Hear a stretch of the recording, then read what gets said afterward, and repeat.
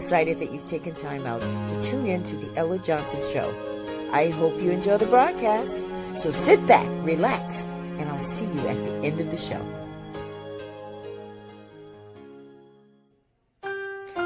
One day someone asked me, Ella, why do you do talk shows? Like, why is this so important to you? I said, because I want people to know that God does use us. Because sometimes things don't happen to you. They happen through you.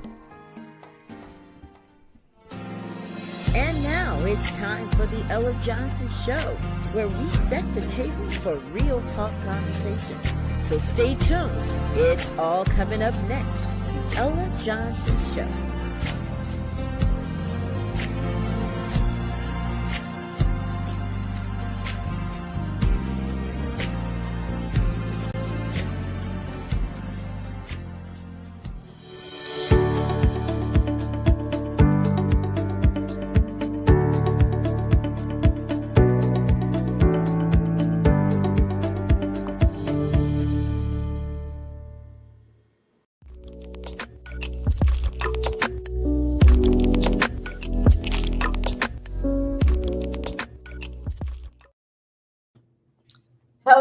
Hello, everyone, and welcome to the Ella Johnson Show. We are back. Listen, from here on, we're going to do domestic violence shows because the Ella Johnson Show is committed to awareness for domestic violence because it's such an important and it's a very serious situation that's going on in our country, and it's been going on for quite a while. So as you can see, I have a full house tonight. We have a gigantic story that we have to unpack tonight. So I am excited that you guys are here. One thing I do want to say, though, if we're going to define what domestic violence is a pattern of behavior in any relationship, and it's used to gain or maintain power and control in that intimate relationship. It can be all kinds of abuse, like it could be psychological, sexual, emotional, financial, economic. It can be stalking. All kinds of abuse exists. You don't have to get hit for it to use domestic violence, is what I'm trying to say. It can happen to anyone. Doesn't matter your race, doesn't matter your gender, your faith, your class. None of that matters. It can happen to you. It can even happen to a child.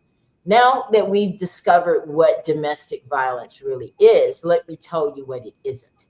It isn't love. And that's where we get confused sometimes because we think that when someone is making a fuss about us, that it's love. Now, tonight's story is going to move you. And I want it to, because if you are in a situation that you know that you do not need to be in, I need you to watch this show. I need you to pray about it. And I need you to get out before it's too late. The reason I started doing domestic violence shows is because my cousin, I had just seen her for Thanksgiving, and 3 days later, she was dead as a result of a domestic violence situation that none of us knew. So what that means is that some of you are suffering in silence, which is the title of tonight's broadcast, suffering in silence. And we don't want that. There's nothing to be ashamed of. There's nothing to be, just upset about. We want you to come here and tell your story, be honest about it, because you're going to leave different than you came when you come here to the Ella Johnson Show. So I want to get that out of the way. Now, I want you guys to meet all of my friends that have joined us tonight. Of course, we have Jennifer. Jennifer is an old-time Ella Johnson Show participant. Not only does she have all these letters at the end of her name, but she's actually my friend, right? Yes. Jennifer is a community activist. She is a journalist, an amazing journalist, actually. She's a licensed counselor. She has been widely recognized as one of Texas's leading DWI education and intervention instructors. She has a strong commitment to social justice. She's the one that broke this story about Fernanda. And of course, she shared it with me. And that's why we are here tonight as a result of her efforts. So welcome to the Ella Johnson Show, Jennifer, again. Thank you. Oh, thank you. The woman of many words. She's a writer. Thank you for letting me come on again. Of course, always, always. Then we have Fernanda. Fernanda is our survivor who is going to share her story tonight. Let me tell you guys something about this beautiful young woman. We're going to start from 2016 and we're going to take you to the present time over a span of 9 years. She has been through hell and back. Imagine going into a relationship thinking that this is it. This is going to be the love of my life. This is going to be it. I have a kid with him. We're going to just walk into the sunset until that's not what it is. And that's what happened here. Now, the heartbreaking thing about this is that she did go through sexual abuse, psychological, all of it. She went through a gamut of abuses in this relationship. But the most heartbreaking one is what she endured from her abuser's mother and how that has affected her son. You're going to hear all about it. Welcome to the Ella Johnson Show, Fernanda. Thank you. Isn't she beautiful? Right? Yes. Muy bonita. Listen, I was back here backstage trying to talk Spanish. Right? I tried, Jennifer. But welcome, Fernanda. I just want to thank you so much for being brave and telling your story here on the Ella Johnson Show. And then we got her peeps in the house, right? Karen and Diana. Say hello to everybody, guys. Hello. All the way from Michoacán, Mexico. Saludos. Huh? Saludos. Saludos. Greetings. She said greetings. Greetings, greetings. So tonight I want you guys to be patient with us because we have interpreters here and they're going to kind of interpret because I want to make sure and say hello to the family in Mexico and California. Just thank you guys for being here tonight and support your family. And we just want to make sure that you guys get all the love and bring awareness to this story. So welcome to the family. And I promise you, we're going to interpret as we go so that you guys are aware of what's being said. So interpret that, Karen, what I just said. Ok. Saludos a la familia de México y de California. Yo les voy a estar traduciendo en español y las cosas que Fernanda diga en español las voy a traducir en inglés. Y bienvenidos. Gracias por estar viendo y por su apoyo. So I want you guys to see that whenever someone leaves us a comment on the show, I will bring it on the screen like this, okay? And it looks like people from Africa. I have a lot of fan base over in Liberia, and they're watching tonight. Thank you guys so much. We're actually airing it live on one of the channels as well in Liberia. So this story is going to be in Liberia, West Africa, okay? So thanks to everyone that has tuned in tonight. I definitely want to thank you, Jennifer, for breaking the story. It is a big story. I told Fernanda today, I said, listen, I can already see the movie. It has too many twists and turns. If not a movie, definitely a book, right?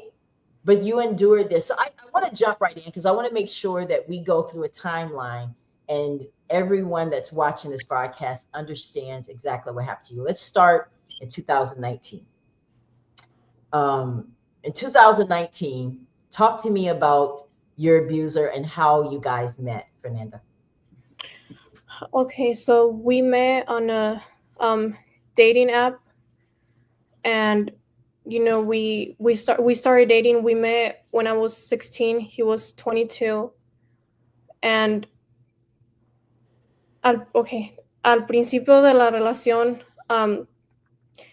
él empezó a ser muy celoso conmigo.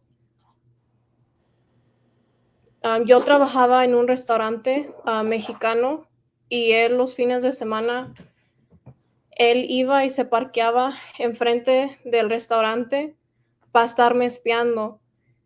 Y si yo me tardaba como un rato con un cliente o así, me decía, ¿por qué te tardaste? De seguro le pasaste tu número, ¿verdad? Y cuando yo salía de trabajar, me apretaba las piernas, me apretaba los brazos y me decía, le estabas coqueteando, ¿por qué le pasaste tu número? So they met when on a dating app when she was 16 and he was 23? 22. 22. So she was 16, he was 22. And she did notice since the beginning of the relationship that he started to become very like jealous and accuse her of things such as when she used to work at a Mexican restaurant. On his days off, he would park outside where he could watch her through the glass door, and he would just be watching every interaction that she had with any customers. And after work, he would like grab her really hard, like her arm or her thigh, and say like, why did you give him your number? You probably gave him your number. Whenever she would write maybe like their cuenta, write out their receipt, he would accuse her of these things and be very jealous. Very typical domestic violence behavior. Very typical, Fernanda. So moving along, he was displaying this. Now I want to bring attention to a situation here. She was 16 years old. He was 22 years old. She was and a he was minor. part of the army as well. He was And he's in the army. Okay. Now I take pause on that because that is something that should definitely be brought out. I really do believe that. And based on my conversation with Fernanda, I learned that he created a fake ID so that she was able to get on the barracks. Fraudulent. Okay. And he's in the military. Let's not forget that. Okay. So I want to make sure we get through everything, Fernanda. So where did that lead when you were living with him? Talk to us about the pregnancy. Okay, so back then I was a junior in high school, and he didn't want me to be around guys because he was always like jealous or think that they were flirting with me or vice versa. So he got like so control into me that he took me out of high school to live with him in the barracks, and I lived with him there for about 5 months. And there was days, where he will go to the fields and he will go for like 4 or 5 days, and I was locked in his room. And when he would go to work too, he will put tape on his door for me to not be able to like go out, or to make sure that no guy came inside the room with me. That's crazy. Speak on it, Jennifer. That's crazy. You're muted. sorry. I was just okay. saying things continue to escalate from there for her, and you have a child that is still in the growing stages of her life. It's she doesn't know the difference. She doesn't know that this is domestic violence, and you have a person that is in the military, and people in those positions are held to a higher standard because of their roles, and because of how other people look at them, the authoritative roles and the control that they can have. Unfortunately, a lot of people failed Fernanda because several people were informed of what was going on, including, I think, it was one of his sergeants, and it continued. They ended up having a child together, and the mom got involved, and the mother, yeah, the mother's been just as abusive, if not worse. They've been stalking her. They put air tags on her belongings.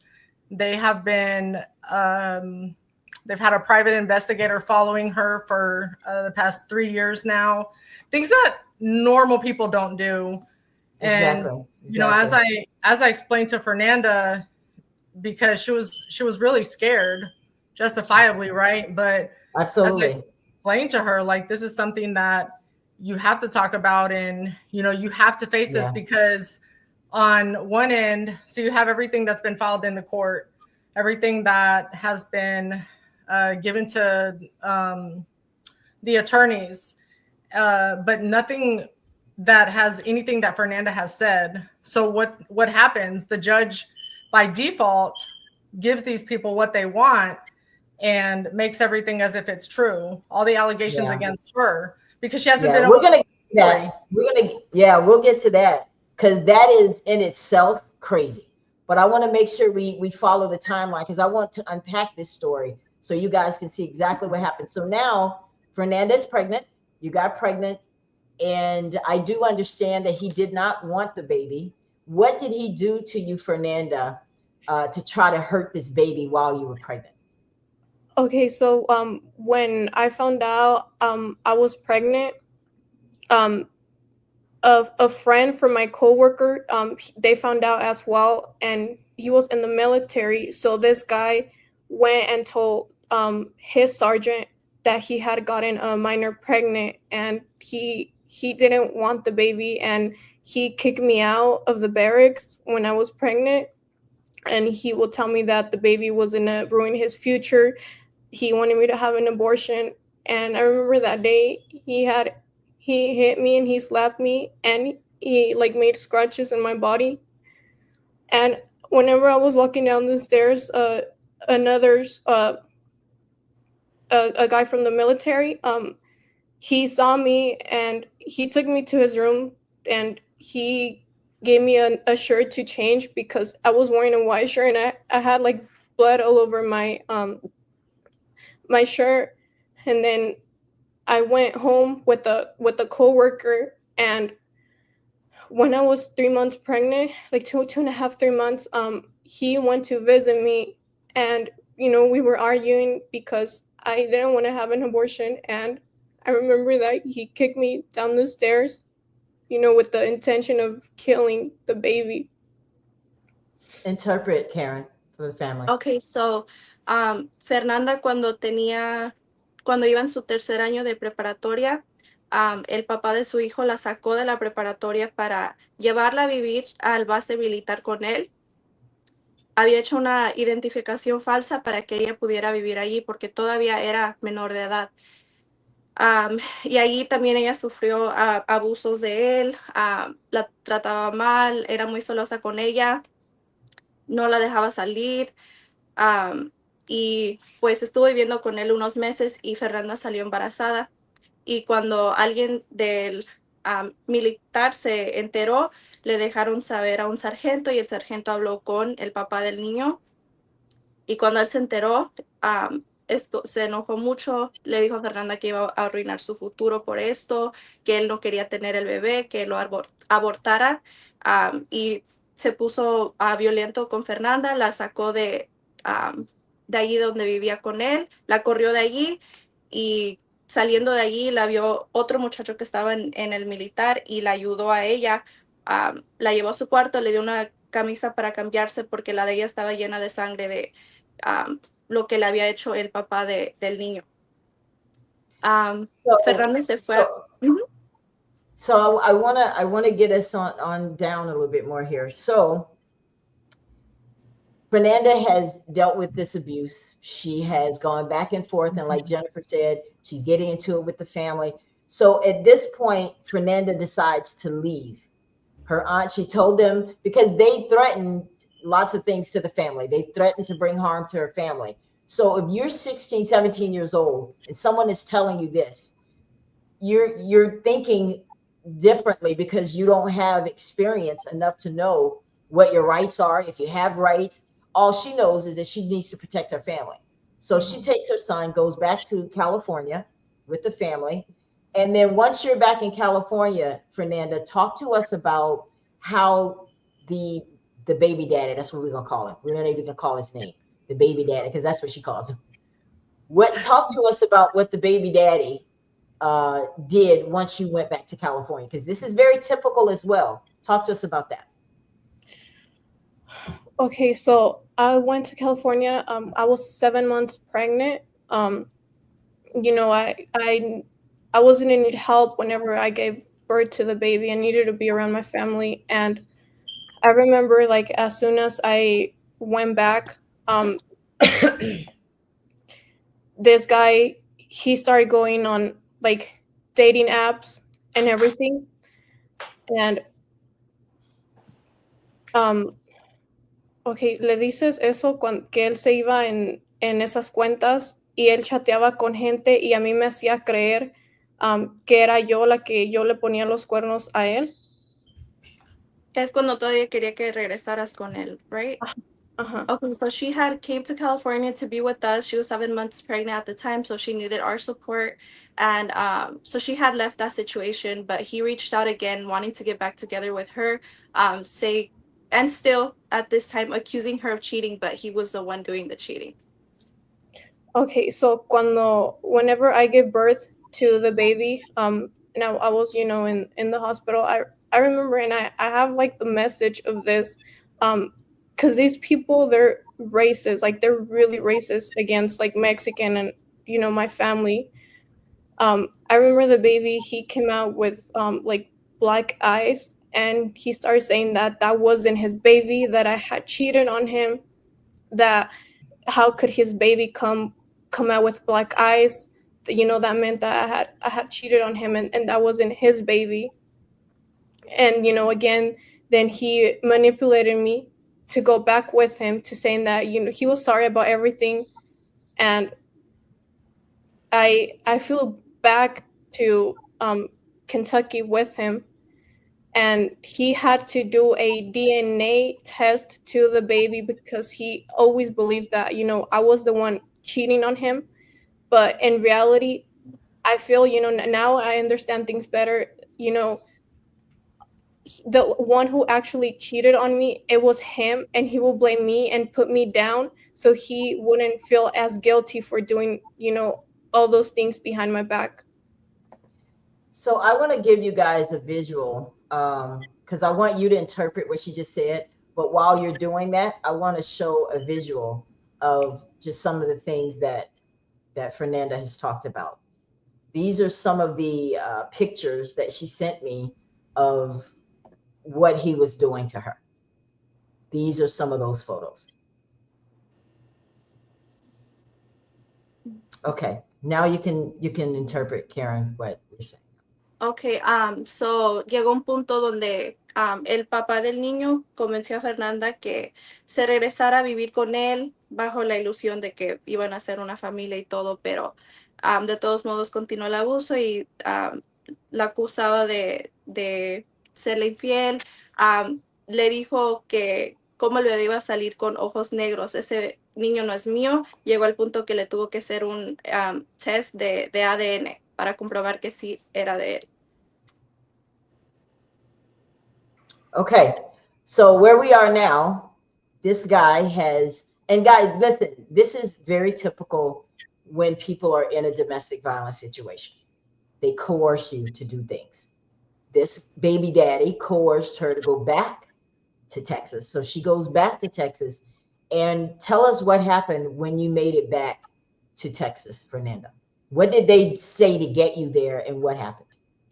Okay, so whenever I went back, he was still stationed in Kentucky. He had 1 month to finish his contract, and I was staying, with my coworker there, and the abuse, still continued. He would yell at me in front of the baby. He will slap me. He would pull my hair. He always wanted to go through my phone because he always had that mind of me cheating on him. And there is a police report that was made by the neighbors on that occasion, because the neighbors saw how he was like pulling me and pulling my hair and screaming at me whenever I was holding the baby. After he finished his contract, that's when we moved to Texas with his mom. The baby was 3 months old, and we lived with her mom for a couple months. And the mother-in-law told me, that I remember she told me that she wanted to be a mother again, and she was thinking of adopting a child with her husband. And I, by the days passed, and I started to see that this lady, she started to act like she was the mother of my baby. And on multiple occasions, I remember, when the baby would cry, she will push me or she will hit my hands for me to not be able to like hold up the baby. She always wanted to feed him, shower him, or bathe him. And at that time, I thought like it was maybe just normal for her to do all those things, that is just because she cared about the child. But in reality, what was going through her head is that she was the mother of the baby. She was sleeping with the baby. She She was was getting baby. upset with Fernanda when she tried to chastise him. It was just unbearable, guys. Just imagine you're here with your baby trying to take care of him. I want to share some things too, because I want you guys to hear this quick video and tell us what this is all about, Fernanda. Phone, yes or no? You're gonna do what? Brake check the car with the fucking baby in it. Okay, so me traduces esto. Esa ocasión estábamos discutiendo porque él quería revisar mi celular. Y yo le dije, ¿sabes qué? Ya no vas a revisar mi celular. Estoy harta de que siempre pienses que te estoy poniendo los cuernos. Y estamos discutiendo. Yo estaba enfrente. Y él me empezó a decir que si yo no le enseñaba mi celular, iba a chocar el carro y lo iba a chocar y nos iba a matar a los tres. En cuanto él me dijo eso, yo me fui para atrás del carro y agarré al bebé. Puedes mirar en el video que I'm in the back seat. Yo agarré el bebé y fue cuando empecé a grabar y le dije, ¿qué es lo que dijiste que ibas a hacer? Y fue cuando dijo eso en el video. Okay, so on this occasion, they were arguing because he was trying to go through her phone like he always did, but this time she stood up for herself and she said, no, you're not going to go through my phone. I'm tired of you always accusing me of cheating on you. I'm not going to let you go through my phone. And so he told her, if you don't let me go through your phone, I'm going to crash the car and kill all three of us. And that's when she hopped into the back seat with the baby and she grabbed the baby because she wanted to make sure he was safe and started recording and asked him to repeat himself. And that's when he said, I'm going to brake check the car. I'm going to brake check with the baby in the car. That's all she was able to record. But that just goes to show. And for those people who think that she didn't try hard enough, I want you to look at this text message that went back and forth between them. And she's clearly telling him that, leave me alone. I want to be done with you. He's like, shut up. Why? Block me and I'll keep calling my mom. I want you guys to look at that. Block me and I'll keep calling my mom, which shows who's really running the show here. And you see their conversation going back and forth. She's telling him to leave me alone and just respect it. Don't call me. Don't text me anymore. So she's trying to get out. Okay, cada vez que yo lo quería dejar, pues él me manipulaba y me decía, te prometo que no lo voy a volver a hacer, te prometo que ya voy a cambiar. Y yo, pues en su momento, yo le creía y yo creía que debía de estar con él porque él era el papá de mi hijo. She said So every time anytime. oh, go ahead. Go ahead. She just said that every time that she would try to leave him, that he would manipulate her into believing that he was going to change. You know, it was the last time. I'm sorry. I love you. And, you know, for one, because she has very strong family values, her thoughts were, you know, this is the father of my child.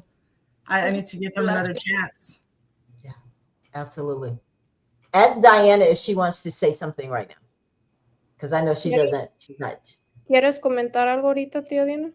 Todo eso que él te decía era manipulación. She just said it, all of that he was saying is all that he was saying to her was just, it was just all manipulation.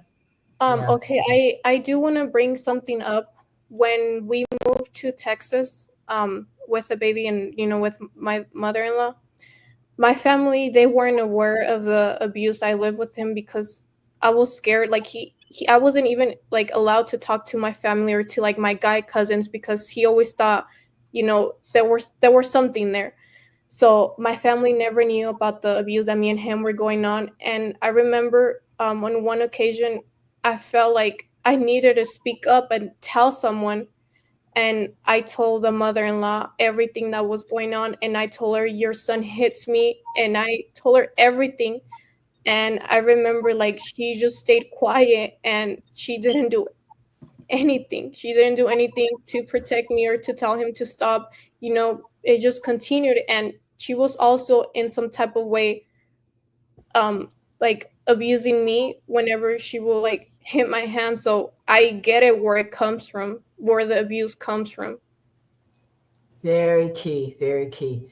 Now I want you, let's flip over to in January 2022, Fernanda. His mother reached out because now you're back in either California or Mexico. You're away from them, and the mom reached out to you. What did she reach out to you for? You said on January of 2022. I guess she was reaching out to you because she wanted to see the baby. You had taken the baby Cuando te back. dijo que prestara el niño. Do you want me to mention what happened on 2021 too, whenever I came to Texas? And Yes, let's talk about that. Okay. Absolutely. Okay, so I'm gonna try to summarize it, but on January of 2021, I remember that we had went out, and when we came back home, we start arguing about the same thing. He said I was cheating and all that, and I remember he had slapped me and he pulled my hair in front of the baby. So I did call the cops on him. For the first time, I was so like tired of it. I got tired that he started to do it in front of the baby, and he didn't care. And even though that people say, oh, they're babies, they know, and they get traumatized too. So the next day after that had happened, I told my tia Diana what was going on, and the first thing she did was to get me flight tickets to go to Mexico. She said, you don't have to go through that. That's not okay. That's not healthy. So I was in Mexico for 4 months with my baby. And then after that time passed, he reached out to me again saying that he had changed, that he wanted to be a family this time, that he was gonna get help and all that. And when he convinced me, I flew back here to Texas. And I didn't know this, but he was already in a relationship. And I remember that we drove to his mom's house, and that's when he like broke down and he told me, I'm sorry, but when you left, we went to talk to an attorney, and the attorney told us that we needed to lie to you to bring you up here so we can see the baby. And he also mentioned that his mom told him that if he didn't lie to me, to bring me up here, that he was going to take his car away, and she was going to stop giving him money. That's when I went. Unbelievable. So he lied to you. Yes. As a result of what his mom wanted to get you back there. Yes. Just so they could see the baby, pretty much. Yes. All right. So at this point, you left and went back. I went back to California. Like, right. I was there for like 3-4 days, and I returned back to California with my baby. And the mom reached out, and what did she have to say? That's whenever months passed, and she reached out to me, and she wanted to see the baby, and I was like, okay, in my heart, I thought these people change, and I remember my mom too. She would tell me that I needed to forgive these people, because at the end of the day, they were also the other part of the family of my son. Wow. And I reached out, and we agreed on the baby for coming to Texas for about a month and a half. And, that time passed, and everything seemed okay. There was no problem. And I flew to pick him up. And then I went to Mexico so my mom could see the baby. And then, I flew back to California to keep working.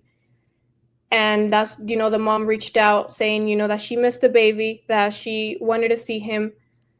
And, I was like, okay, well, nothing happened the first time. Everything's good. She seemed really friendly with me. So then we agreed for the baby to come up here. And whenever I flew to Texas to pick him up, that's when she wouldn't let me bring the baby to California. And she said that the baby had already been with her for so long, and that it was the best for him to stay there with her.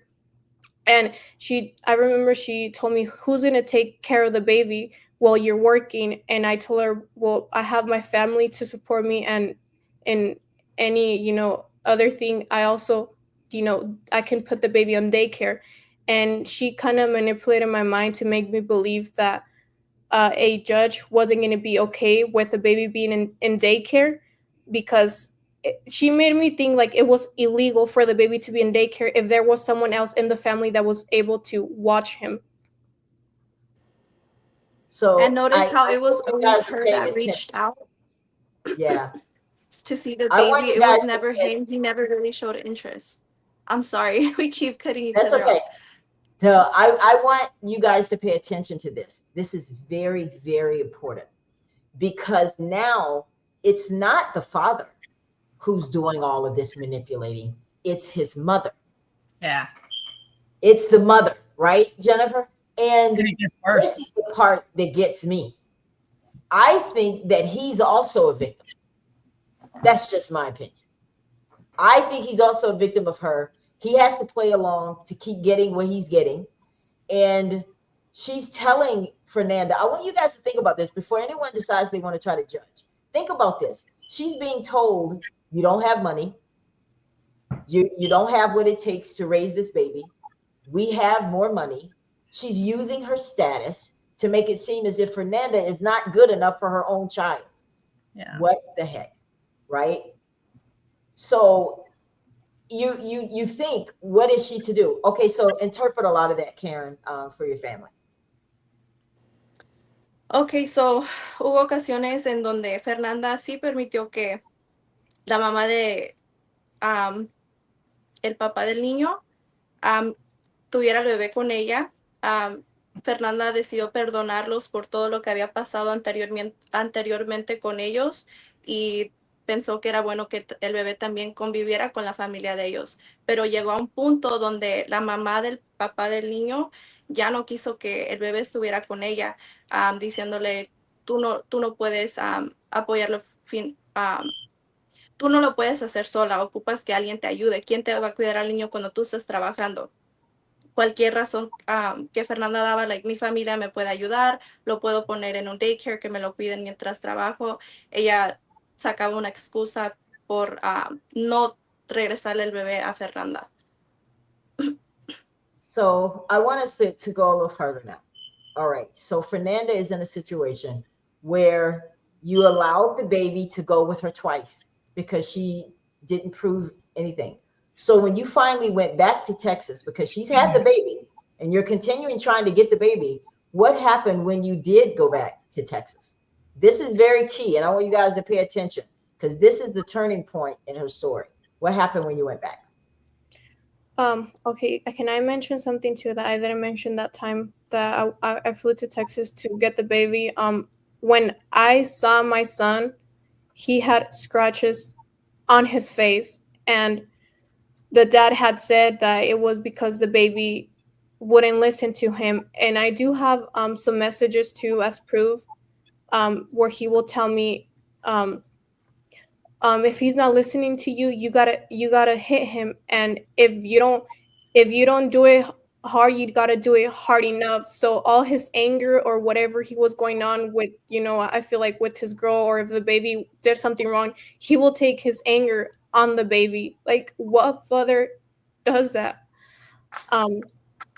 So after I wasn't able to take him to California, I flew back and I told my family, what was going on. And they told me, like, that's not right. You need to go and get him, because there's nothing that detains you from getting the baby. And when I tried going back, I had restraining orders on me so I wouldn't get close to the baby, because the lady said it was unhealthy for the baby to be with me. And then she started saying that me and my family, we were, illegal people, and we were all involved in the cartel, and that we traffic, drugs from state to state. Fernanda, pero regrésate en el punto en cuando tú fuiste y te forzaron a firmar los giving them rights. So she has been saying that me and my family were involved in the cartel since that happened, since October, since 2022. So I got those papers, I got the restraining orders sent to my house, and a couple weeks later, I got some court documents, saying that she wanted custody of the baby. So I had talked to an attorney from Texas, and I explained a little bit the situation, and he told me that if I had a job, if I had a home, and I could like support my baby, and he also said if I didn't do drugs, then there was no reason for the baby to be taken away. So I flew to Texas, to look for the attorney. 1 week before we had court, and when I was here, they found out that I was here in Texas, and the mother said, "Why don't you come over to my house? Let's talk this out. We we don't need to go to court. That's going to be a lot of money. You don't have that amount of money." Um, and she also mentioned again that I wasn't able to support my child, that a judge wasn't going to give me custody because I didn't have as much money as they had. And of course, I was just 19. I was, I was still so little. Like, you can't compare a 19-year-old girl with a 50-year-old woman that has her whole life figured out. Exactly. And she manipulated me, and she said, if I wouldn't sign the papers, she was going to deport my family because she knew where all my family lived. And this is when baby daddy, he came in and he was choking me, and he was pulling my hair. And in that moment, like, I thought I wasn't gonna get out of that house alive if I wouldn't do what these people were asking me. I was scared, I was afraid. And they took me to their attorney's office. And I remember when I was signing the papers, like, tears were coming out. And the attorney, she didn't care. Of course, they didn't care. And when we drove back home, they kicked me out of the house, and I had no shoes on. And she also made me believe that I was going to be able to take him home with me. And she lied to me, and she said, no, we talked to our attorney, and an attorney said that is unhealthy for the baby to go with California with you because he's so used to being like here with us. Wow. I can only imagine, or no, I can't imagine what that had to feel like, Fernanda, to sign these papers. Now, I know that you've done your investigative work, Jennifer. These papers that she signed, can you talk to us a little bit about what that was? It was just the motion. It was establishing parent-child relationship, basically like an agreement in regards to custody and who's going to make decisions over the child. And what they forced her to do was, initially it was that she would get visitation. And, if you think as a 19-year-old child that has been abused for several years, then, you go into this fight or flight response, and you're going to do what you need to do to protect yourself. So she signed them, and she was never able to go to court. So something changed. I guess they had changed filed something in the court to actually change from her getting visitation to her having no rights at all. And she did what a good mother would do, and took advantage of the opportunity when they told her that she could see her child, and she got her child and took her child to Mexico. So let's talk there. Let's start there. Okay. I know this is hard to believe, so I want you guys to breathe, right? If you're just tuning into the Ella Johnson Show, Fernanda is telling her story of what happened to her in this domestic violence and how that went over into her child. So I want her now, as best as you can. As a matter of fact, I want you to tell this part of it after this quick break. I want you to kind of recover a little bit, Fernanda, because when we come back, she's going to talk about what happened when she did finally get a chance to get her son. We'll be right back after this quick little video, guys.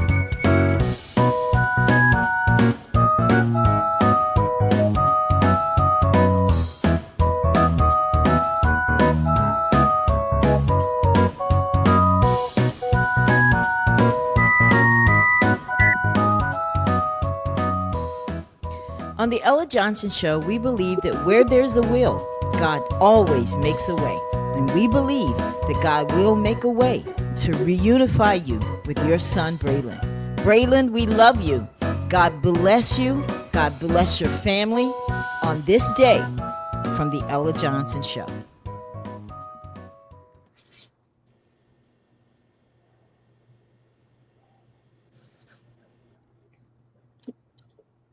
All right. I know you guys didn't know that I was going to do that, but you sent me those pictures. We had to do something. Isn't he just a handsome little boy? Listen, I truly believe, and I know that you guys are believers as well, Fernanda. And I want to take this time to encourage you. You're a young woman, but you have a big heart. You're a giant on the inside. And God is going to fix this. You believe? Yes. You told me today you believe. Then you stand on that.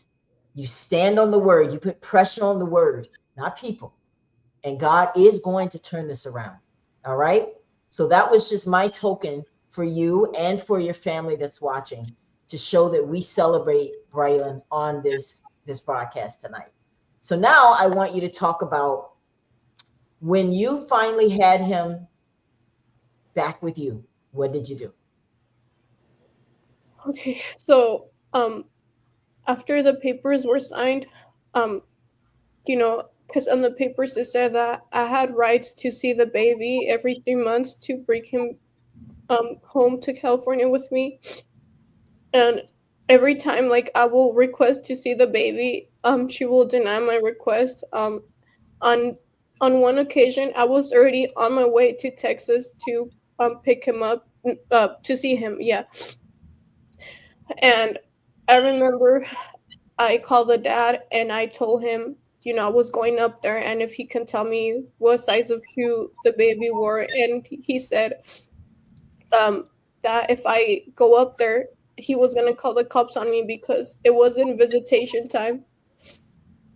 And, a friend was coming with me too. And he told a friend that he also talked to the friend and said that if we showed up, he was going to kill my friend too. And, I had to return back to California. And then on January, I asked to see the baby again. And the lady told me that she wasn't going to let me see the baby, bring him to California because I lived around pedophiles. That's what this lady had said. I was living on my own. And in that time, I mean, I wasn't renting a $3,000-$4,000 house. I was paying what I was able to afford back then. Absolutely. I remember, I spent a lot of money on the house, painting it, putting grass on it, buying furniture and everything. And, she still said no, that it wasn't healthy for the baby because he was in danger in the house. And she said that she wasn't going to let me take the baby to California until I moved out of that house, which I did. I ended up moving to another house. And, 2 months after that, the papers that we had signed, we had agreed that I was going to be able to take the baby to Mexico with my mom. It said on the papers, and she lied to me, and she had to tell me that his passport didn't came in. So, there was really nothing that I was able to do there. And then a month later, I asked again to see the baby, and she told me, she was like, what if I buy you your dream car or a house, like, and just forget about the baby? Oh. And it was not the first time that she has offered me money over like losing my rights over the baby. And of course I didn't accept because I love my child, and I had told her, that if she kept denying my request, I was going to talk to her attorney because she was violating my rights, and that wasn't okay. And that's when she finally accepted for me to see the baby. And, okay, traduce esto. En mi desesperación de no estar con mi hijo, yo no sé, pensé que tal vez ya no me lo iba a volver a prestar otra vez. Lo extrañaba mucho. Yo quería estar con él, verlo crecer. Tomé la decisión de irme a México con mi bebé y mi mamá. She said she was so desperate to be with her child, and she was so scared that she was never going to see her son again, that when she got the opportunity, she took him and she left. And it's not a case where she lost her rights. CPS didn't get involved and take her rights from her. Law enforcement didn't take her rights from her. A judge didn't take her rights from her. These people beat her and forced her to sign over her rights. So she did what a mother would do. I would have done that. In a heartbeat, I would have done that. Absolutely. I applaud you, Fernanda. That took a lot of courage, sweetheart. I just wanted to be with my child, and right. I do remember one time she told me that not because I gave birth to that baby, that makes me a mom. Like, in her head, she has always been like the mom. Like, she thinks she gave birth to this child. Like, I'm nothing to them. I don't mean nothing to them. Well, we know that's not true. That's not true. This baby needs you. And before the broadcast tonight, we prayed. We prayed together, right? And I believe in the power of prayer. And I know the people watching this broadcast also. We're all touching and agreeing on this one thing. So I want you to talk about, because it doesn't stop there, guys. It doesn't stop there. So now she took the baby. What happened next, Fernanda? I took, I went down there, and of course I didn't talk to these people for a couple months, and then the dad, he got a hold of me, and he called me crying, saying that he was so sorry for everything that they have done to me, that it wasn't fair for me to do this to him, that he really missed the baby and he wanted to see the baby. So, I was like, well, I'm in another country, I don't think they will do something to harm, me or the baby. So I agreed for him to come down, and I was the one who actually bought his tickets to go to visit the baby and to go back. And we went to my tia Diana's house, and my family, okay, traduce esto. Mi familia, cuando Dallas fue a la casa, mi tía Diana, todos lo tratamos como si fuera de la familia, a pesar de todo lo que él me había hecho. Lo tratamos de que se sintiera como que si él estuviera en casa. She said despite everything that they did to her family, her aunt Diana, they welcomed him in their home, and they treated him as though he was still family. ¿Quieres mencionar algo de cuando Dallas fue a México? Pues cuando vino,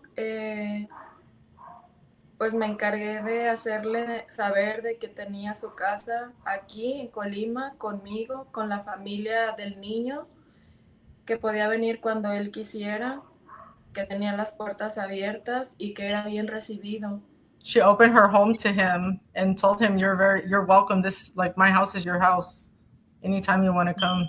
And, she assured him that the baby was being taken care of, and the baby was, I mean, obviously, it should be with the mother as well. So And I want to go ahead.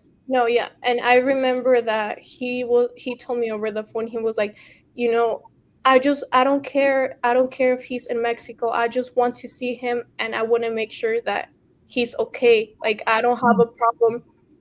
That's just what he told me on the phone. I don't have a problem with him being over there. I just want to make sure that he's saved. That's what he had told me on the phone. But he was sending messages also saying stuff like, the baby's dead, isn't he? You killed him. Yes. Wow. Yeah, that Really? happened after. Oh, So that wow. happened after, yeah. Wow. And he was there in Mexico for about 5 days. And when he returned back to Texas, he started texting my tía Diana. ¿Quieres comentar de los mensajes que te mandó Dallas? Sí. Bueno, me gustaría hacer un comentario. Cuando él estuvo aquí, que salimos a que conociera Colima, él me hizo un comentario. Bueno, le hizo un comentario a Fernanda para que me dijera que él se imaginaba que todas las personas de aquí éramos indígenas, que por qué no andábamos vestidos con guaraches y la ropa que se veía en las películas, o sea, como la típica vestidura de la gente indígena. Y ya yo le digo que no eran esos tiempos de antes, o sea, que somos personas civilizadas, que eso sucedió hace pues muchos años, que la gente no se vestía así, que sí podía haber gente vestida así, porque era la temporada de la Virgen de Guadalupe que celebramos o celebran la gente católica aquí en México. Le dije, sí, vas a ver en el centro, en la catedral, hay mucha gente porque hace un novenario para la Virgen, pero no nos vestimos así. Entonces, bueno, él, su familia, como que tienen una idea de México que somos, o sea, nos discriminan porque piensan que no estamos civilizados, o sea, tienen un estigma sobre nosotros muy fuerte. Y bueno, cuando él se fue, después él le prometió a Fernanda que no iba a pisar la cárcel. Le dijo, yo no voy a dejar que tú pises la cárcel, te lo prometo. En cuanto Fernanda se fue, después de eso a Estados Unidos, lo primero que pasó fue que la detuvieron y cayó en la cárcel. Yo le mandé mensajes a él para preguntarle por qué había hecho eso, él, su familia, qué estaba pasando. Y lo que me contestó, que la ley estaba haciendo lo que tenía que hacer y que nosotros éramos una familia asquerosa, todos, que éramos una familia asquerosa, y que cuando su niño creciera, él le iba a decir quiénes éramos nosotros, y que su niño iba a ser un niño del cártel, porque siempre está con eso, que iba a ser un niño del cártel, que éramos asquerosos, y que le iba a contar toda la verdad a su niño. Y fue así. She just said that he said that they were that when he went to visit Mexico, that he had this idea that there were like indigenous people or like uncivilized, that there were like, like the old women walking around with 10 kids and barefoot and no education, and like they just have this idea of what Mexicans are like, him and his family. And when she spoke to the dad, he had swore up and down like he was gonna make sure that nothing bad happened to Fernanda, and that she didn't go to jail for getting her kid back. And the first thing that happened is they again manipulated her into coming back into the United States, and she crossed into the United States and she was arrested. They tried to file kidnapping charges on her. because she was afraid, and again, you know, she hasn't had a chance to tell her story, but you know, she didn't show up to court. She wasn't educated. She didn't have anybody to help her that was knowledgeable. And you know, the court appointed attorneys, we know how that can go sometimes. Yeah. So she didn't have a lot of support on that end, and she was arrested for interference with child custody when she came back into the U.S. It was last year, right? Or it was in January? Yeah, last year. Last year. And then I want you guys to take a look at this. This is what was posted. Yeah. This was posted when he was taken. And it mentions in this write-up that they believe that the baby was with the non-custodial mother, Fernanda. But again, for the record, the reason that she was non-custodial parent is because these people beat her and forced her to sign over her rights, not because her kid was taken from her. Right. Absolutely. That's very important. That is because very she has important. not been deemed unfit as a parent. If right. anything, Absolutely. She has been she's doing what she's supposed to do. Absolutely. To get her kid back. So I want you guys to show this because I want you to unpack this right here. This little video. Fernanda.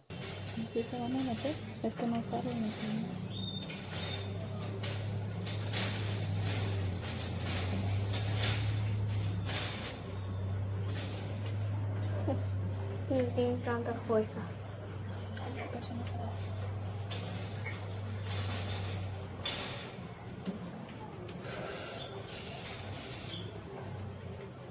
And they copied and pasted the judge's signature, which I believe that's not legal.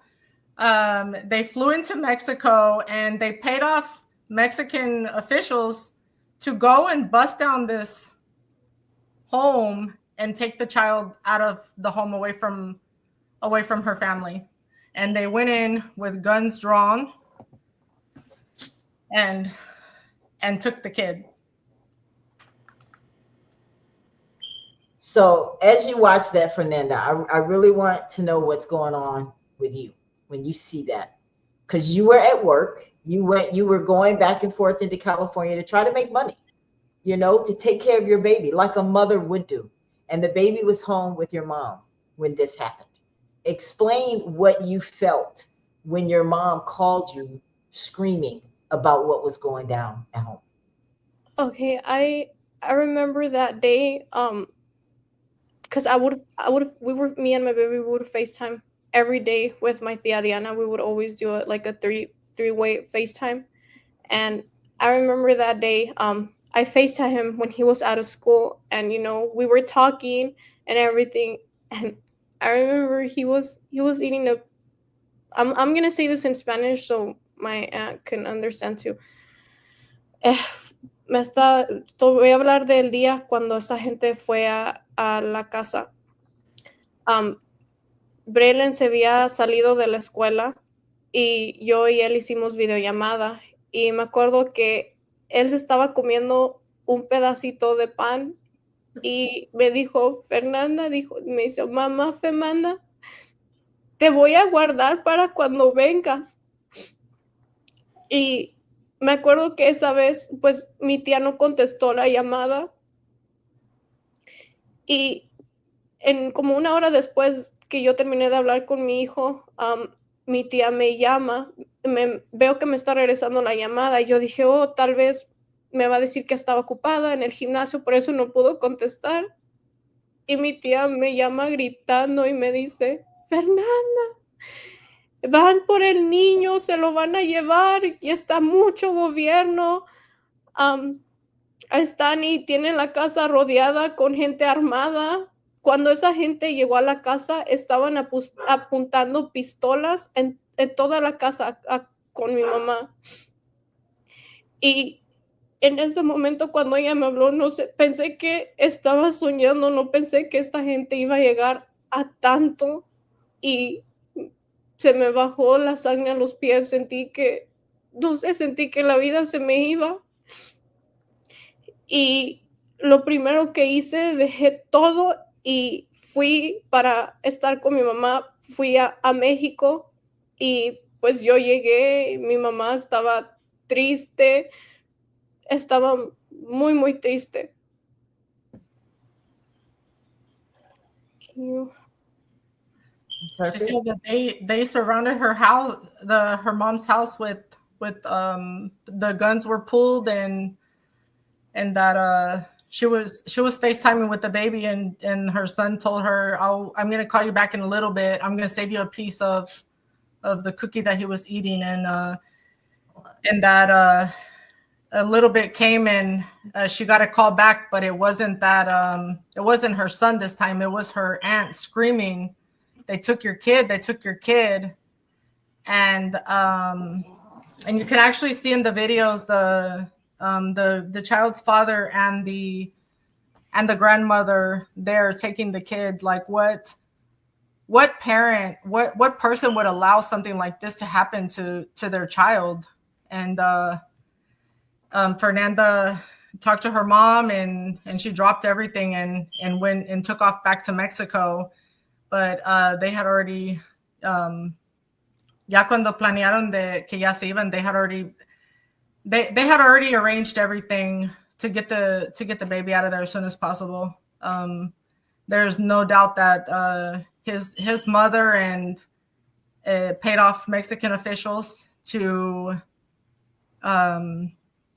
help them do what they need to do, because it's not a third world country, and that's not how things go. They have a criminal justice system as well, but that's what Karen, what did you think when you saw that? How did that make you feel, dear, when you saw that? Were you asking my aunt? Karen. No, Karen. Oh, it was very heartbreaking to hear about it. Actually, Fernanda had a dream about this like a few weeks prior to it actually happening. Ooh. And she asked me, do you think I should go? Do you think I should go to Mexico to be with my baby? But we were trying to get everything figured out, trying to save up enough money for her to get a lawyer to help her with the situation. So she chose to stay. And it was very heartbreaking to hear that they had taken the baby. And it actually angered me in the way that they did it. I believe it was probably very traumatizing for the baby, for them to be banging on the door and just this chaos. And for him to be taken away from his home. He had been there in Mexico. He was already going to school, and suddenly all that was taken away from him. So what date was that when they took Braylon? What date was that? February 18th of this year, 2025. Have any of you seen him since that day?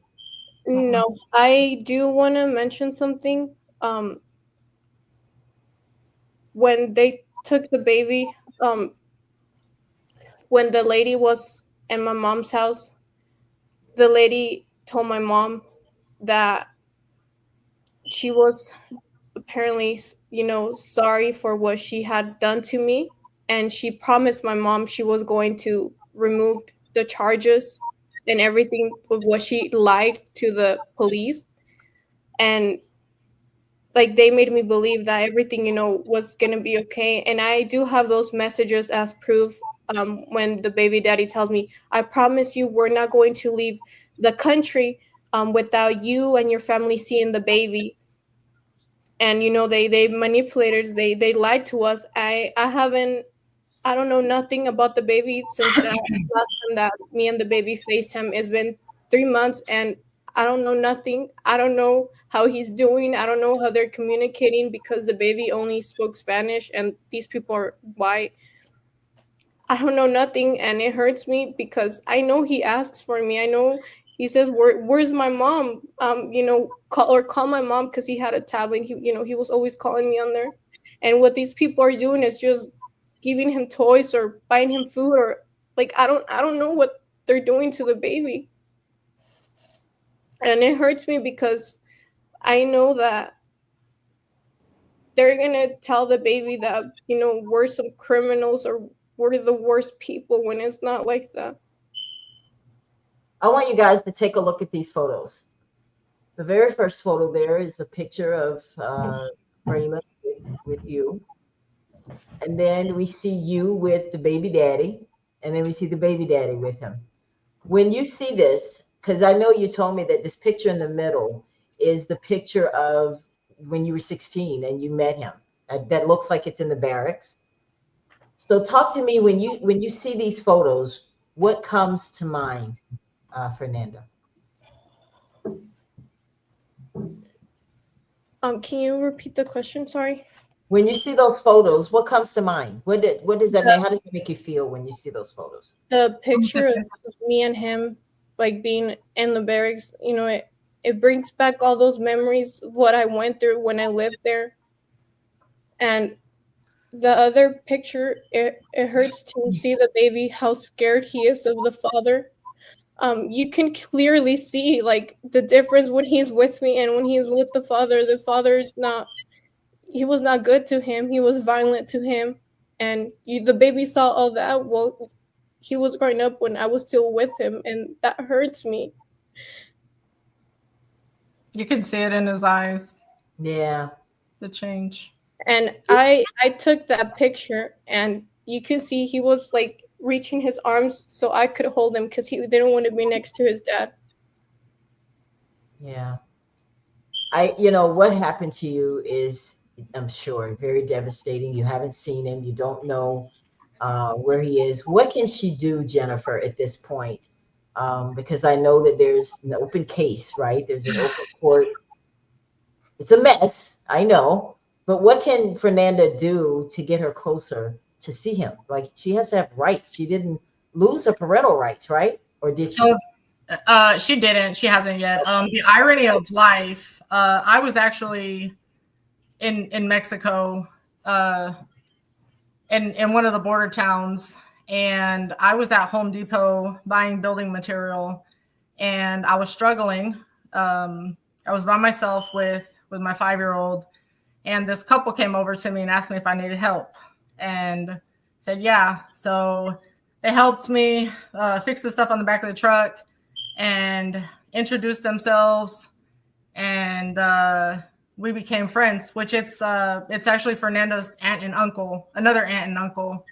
We became friends, and every once in a while, her aunt would send me messages on WhatsApp like, "Hey, how's it going?" And I'm so busy. I just sometimes I would forget to respond or whatever. I would just be like really short, like, "Hey, how's it going?" And then I was taking my daughter to a dentist appointment, and I ran into these people again. And I hadn't seen them since the first time I saw them at Home Depot. We hadn't talked or anything. And we were having a conversation, and, we talked more about what I did. And they had said, they were telling me about Fernanda and that, they had just went and like busted her family's door down and tried to take her and took her child. So that's how I got in contact with Fernanda. And, unfortunately, because of the lack of education on domestic violence, she didn't even know that she was Exactly. that she had endured domestic violence. She's not the only one. There are a lot of people that don't know. Yeah, absolutely. Yeah. And I assured her that I was going to help her in any way possible. And she knew that she had a warrant out. She was, there is an active warrant for interference with child custody. And, I told her that I wasn't going to let her go through this alone. And I promised her family too that I was going to do everything I could to be with her. And that's what I've done. Fernanda has returned back to the United States, and she's doing what she needs to do to get her child back. She has come a long way, and I don't cry, but I'm like, I don't know. I think something is in the air today, but it's we spent a very long time in a car together, Fernanda and I, and I don't think that she realized the trauma that she had endured, and I don't think that even I did, because it's one thing when you hear somebody over the phone just saying like, hey, they took my kid, to like hearing all of ththese things that a person's gone through. But she has a good family, and she's her heart is in the right place, and she's doing what she needs to do to get her child back. And like I told her, don't forget why you're fighting, because it's going to be a long process. And actually published an article about 2 months ago. I think it was right before she came back into the U.S. Did publish an article on the story, and the individuals, the son and the mother, that were given the opportunity to respond to the allegations against them, to which they did not. But yeah, she's doing what she can do, and what the best advice that I can give to anybody is, keep fighting and find somebody that's going to listen, because there's gonna, like, there are people like me in the world that will listen and that do want to help. Absolutely. And that don't have an ulterior motive, right. And I think sometimes, I know your heart is definitely in the right place, Jennifer. You've been doing this for a long time. You're an advocate of this, and the best thing that she can have is you in her corner. And she's very grateful for that. We talked a lot about that today, Fernanda. And I also told you that this was going to be a long road. It was going to be, but I told her that you have to definitely keep your mental strong. You have to continue to pray. You guys are good people. Your family, you trust God, you love God. He's not going to let you down. Some things, remember at the beginning of my broadcast, in my introduction, it says sometimes things don't happen to you. They happen through you. Yeah. So through you, you're going to change lives. So don't look at it that this is happening to you. Look at this as it's happening through you. That's the best advice I can give you. But I do want to make sure, Jennifer, that we kind of talk a little bit about domestic violence, because we want to give you guys some stats. We want to let you know what abuse looks like, so that you don't have to be one of these people that think it's love. Remember at the beginning of the show, I said that we think it's love, but it's really control. So some of the things, and I got this off the internet, Jennifer, that talks about how you know when you're in an abusive relationship. When you're being embarrassed and made fun of. That's one of the things. Put down accomplishments. Your accomplishments are put down. They make it seem like, oh, that's no big deal. They tell you that you're nothing without them. They call you repeatedly to see where you are. They pressure you sexually. They treat you roughly, grab you, push you, hit you. Sounds like all of these things, Fernanda, you went through. They make you feel that there's no way out of this relationship. They make you feel that you're unable to make decisions. And then they prevent you from doing things that you want. So that's just a couple of things here that I found that I want to share with people, because so many people, I hear them talk, girl, he is just crazy about me. He gets crazy. I can't do this. I can't do anything. And we think that's cute. That's because we're taught that from a young age. I mean, think like in elementary school, right? Like the little boy hit the little girl. What was that? Oh, well, he likes you. Yeah. So you grow up thinking, oh, okay, well, he beat my ass. He loves me. Yeah. But that's not love. And even, I mean, we could talk about the physical, right? But the emotional, the emotional aspect can be very hard to identify, because abusers, they'll make you start feeling like you're crazy. Like you're the problem. They gaslight you. Yeah, well, absolutely. And then in her case, it's not just him, it's the mother as well. And unfortunately, I as you said earlier, maybe he's been victimized as well, which probably is very much the case. However, we all have a choice at the end of the day, and we all know right from wrong. Absolutely. We know right from wrong. Like, he is a grown-ass man. And I mean, we know right from wrong. He knew what he was doing. Absolutely. I really want you guys, y'all see the message that's scrolling on the bottom of the screen there. If you know someone or you are a victim of domestic violence, let's not stay silent. Let's not suffer in silence. Let's not feel embarrassed. Let's not want to keep people out of our business. And those of you that see it, stay in their business. Don't just be those people that I see it, but I'm not going to say anything. But I want you to call the hotline, 1-800-799-SAFE, guys. We have to do something. Yeah. You can also put my phone number on there. If you, I know, the National Domestic Violence Hotline, it's overwhelming. It can be overwhelming, and it can just feel like you're running to dead end wall. And I don't ever want anybody to feel like they can't get help because they were just provided with a list of resources. Like if you are in a situation that you need help, I will go above and beyond. And it doesn't, Fernanda will tell you, like, it doesn't matter where you are. I mean, I know. You don't have to tell me. I know you, girl. Listen, so do me a favor, Jennifer. Like afterwards, put your number in the chat so that people will know how to reach you. Because I appreciate you for bringing yourself and making yourself available. That's good. That's love. I appreciate it. But I want you guys to know there are safe ways to seek support. I saw this on the internet, and you can tell me, Jennifer, if it still exists. But they said that some of the safe ways to seek support without alerting your abuser, they have what they call this emergency warning system, and it's in pharmacies and grocery stores. What is that all about? I have not seen those. I don't know. Okay. I'll have to look into that because I'm not familiar with those.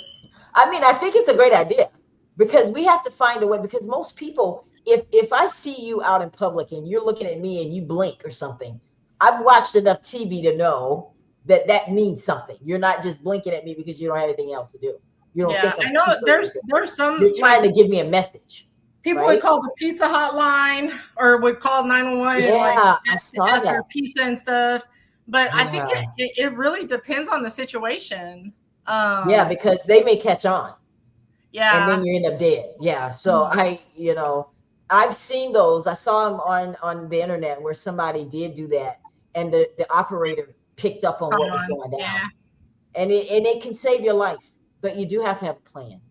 And that's why talking to people like Jennifer, people who specialize in this type of stuff, you want to help them. You want to talk to them so they can help you get a plan, because you do need to make a plan. My cousin didn't have a plan. My cousin did not have a plan. My cousin is gone now. She just thought he would never do this. And that's what people think. And the family didn't even know that she was having an issue. She just thought she could handle it. So this guy one day decided to choke my cousin and hold her up off of her feet, right? And then when he finally let her go, her brain was swollen. I saw her like 2 days before that. You never know. Don't take it for chance. My cousin didn't have a chance. She didn't make it out. But I am going to be committed to make sure that those of you that watch this broadcast do have a choice, right? And people think, I do want to add something. People think, like the most dangerous time is being in the relationship, but the most dangerous time is when you're trying to leave. That is when people are that's when a lot of homicide occurs. So it is very important to have a plan and to have a support system. There is nothing to be ashamed of, because it can happen to anybody. It does not discriminate. It doesn't. Education, money, like it does not matter. There are a lot of people that go through domestic violence situations. So Jennifer, I want you to say to the family, or Fernanda, whichever one of you guys, say to the family that I appreciate them for tuning in, and that this show is dedicated to them, to Braylon, to my cousin, and to everyone who is suffering in silence right now. But I just wanted to let them know this is my heart, my love. They're welcome to the Ella Johnson Show. Anytime that you want to come here and share more, you're welcome. So please tell them that for me. Que dice cuando gustes regresar, que aquí está su plataforma, que con mucho gusto va a estar recibida, y que esto es algo muy especial para ella, para enseñar a la gente o para que la gente sepa de estos casos, pero en especialmente el caso de Braylon, de ustedes, que para ellos es algo muy importante, muy especial y que su corazón está con ustedes y con su familia. Gracias. Gracias por este apoyo, por este espacio en esta plataforma, confiando en que va a tener mucha visibilidad y que va a llegar a las manos, a los oídos correctos y se pueda lograr un poco de justicia. Ojalá la abuela del niño reflexione sobre toda esta situación y lo devuelva a su madre, porque ella, por mucho que lo quiera, no es su hijo, solamente es su abuela. Y el niño está sufriendo la ausencia de su madre, le están haciendo mucho daño emocional y psicológico y esperemos que el niño pueda volver con su madre, con su familia, con nosotros que también lo queremos, lo amamos, lo adoramos. Y gracias a ambas por este espacio, de verdad. Gracias. She said, thank you so much. I didn't hear anything but gracias. De nada.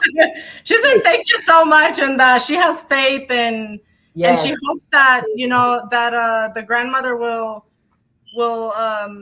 see this and will have a change of heart and understand that she is not that child's mother and that the child needs to be with his mom, not with the grandmother. Absolutely.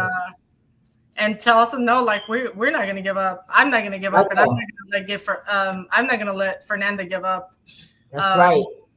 She's a fighter, and I can tell. As much as possible, like, don't forget why you're doing this, and that's right. Fernanda, I want you to have last words, dear, because we're getting ready to get out of here.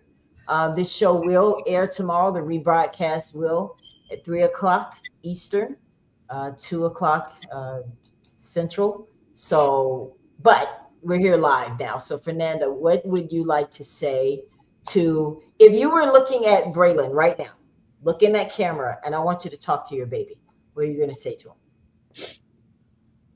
I want to say that I love you and that I'm not going to stop fighting until you're back home with me. And I'm going to do everything it takes for the truth to come out. And don't ever forget. I'm not going to give up on you. I won't. Amen. Jennifer, last words. What do you have to say before we get out of here? Oh, girl, you're going to have me crying and my lash is going to come off on live TV. Oh my God, you're burning up. Baby, I only got one layer of glue on these things. One tear coming off. Oh my God. I think that people like Fernanda don't realize the impact that they have on our lives. I know. They have expressed their gratitude for me.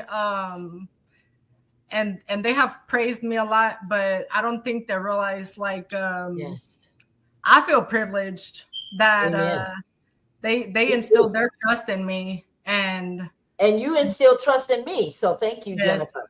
Trusting me with this story. Thank you. And I appreciate that, so much. And for anybody that is struggling, whether you're still in the situation or you're not, it's never too late to get out. And no matter what anybody says, the only limits that life has on it are the limits that we tell ourselves, because I've seen a lot of lives changed, and I've been a part of a lot of lives that have been changed, and it's just a beautiful thing.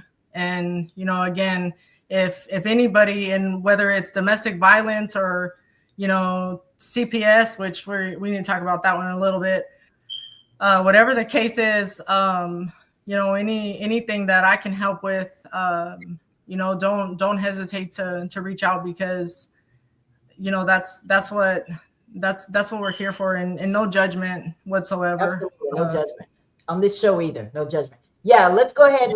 I want everybody to take a look at this as well, because I do know that this is going to help Fernanda. If you're watching this broadcast and you feel led to help her in her with her case and in her fight for custody of Braylon, please, if God moves you to give, please go to this GoFundMe that's here, GoFundMe-BE2F07C8. So you'll be able to look on the broadcast here, write this down. But let's put this in the chat as well so people can click on it. Whatever you have to give, little, small, at all, is a blessing and appreciated. So if you guys can definitely take heed and let God use you to be a blessing to Fernanda, it is appreciated. Okay. So what was that thing you wanted to say about CPS? Because we're going to get out of here in like 2 minutes. You want me to tell you now? There's I went to a court date with a CPS case the other day, and they terminated say domestic violence situation. Girl was not educated on domestic violence, and CPS went and took her kid, and they terminated her rights about a month ago. And it's just So what do you mean they terminated her rights because she was involved in a domestic violence situation? But she wasn't the abuser. No, she was a with victim. one. Oh my gosh. So did she report? Did she make any police reports? Not initially. She didn't know that she was a victim of domestic violence. She didn't know. There should have been more though. You mean they just terminated her rights just like that? They falsified. Here we go. Child Protective Services actually they falsified court documents, and that'll probably be your next show. Well, we're here for it, like for real. I just want it to end. I want us to be equipped with knowledge about domestic violence and how to fight. So that sounds like a school for you, Jennifer. I'm just saying, or a show or a podcast. I don't know, just some ideas, right? But I love you, girl. Thank you so much, Jennifer, for coming here tonight. I appreciate you always. You're always welcome. You're like a cousin to the show. So we appreciate you. Thank you, Diana, for being here tonight. I know you have no idea what I'm saying, but muy bonita. Gracias. Muy bonita. Gracias. Gracias. What else? Love. How do I say? Mi amor. Mi amor. My love. Yeah. Yeah. Okay. That's all I got. I don't think I put the number in the thing right. Sorry. Yeah, you can always do it afterwards. You can, when you watch the show, just type it in. And Fernanda, thank you. Thank you so much, dear. You made it. You made it through tonight, right? I told you could. You did it. Yes, I also want to thank you for having me on your show. And like my aunt said, hopefully this can get to someone out there, to help me on my case. Let's share it everywhere. That's what Jennifer, thank you too. Like, you've been an angel that God sent me. Thank you for everything that you have done to me and for helping me out. Like, you heard me. Like, you heard my story and you've been here supporting me. And I don't know what I would have done without you. Thank you. And thank you to you too, Ela. Oh, that's so sweet. Wow. We could be here all night, guys. All right, listen, I want to thank you all so much for tuning in to the Ella Johnson Show. Like I said, we'll be back next week with more domestic violence shows. I have people that want to come here and trust the Ella Johnson Show and feel like it's a safe place. So if you're watching this broadcast and you would like to tell your story here, we're here. But we'll see you next week, same time, right here on the Ella Johnson Show, 8:30 p.m. Eastern, 7:30 p.m. Central. We'll see you next time. Thanks. Good night, everybody. Good night. Good night.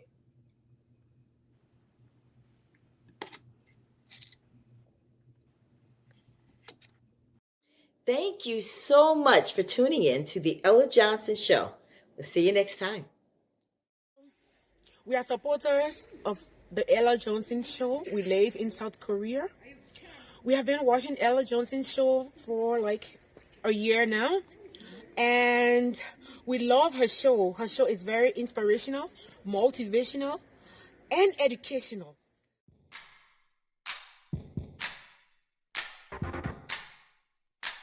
If you would like to be a guest on The Ella Johnson Show, send an email to theellajohnsonshow@gmail.com or send a text message to 407-334-6997.